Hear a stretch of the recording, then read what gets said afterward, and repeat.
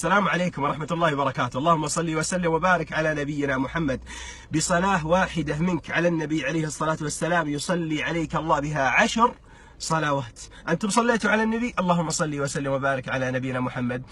يقول عليه الصلاة والسلام، ليش ما تصلون على النبي عليه الصلاة والسلام؟ ترى البخيل يقول عليه الصلاة والسلام: من ذكرت عنده فلم يصلي عليه.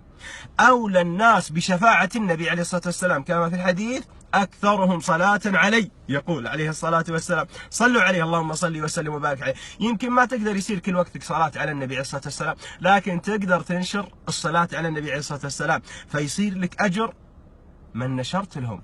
1 نشر ل2، 2 نشروا ل10، 10.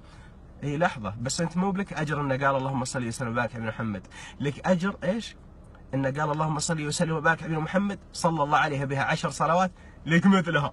اللهم صل وسلم وبارك على محمد.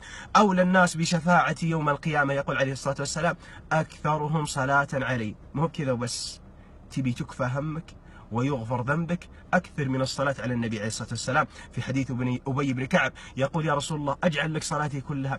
قال: تكفى همك ويغفر ذنبك. الله، اللهم صل وسلم وبارك على نبينا محمد. أنا ما بيقول اللهم أعطي من نشر هذا المقطع كذا وكذا، اللهم إن نشرت لك الأجر وإن دليت الدال على الخير كفاعله، فاللهم صل وسلم وبارك على نبينا محمد. صلوا عليه يا كرام.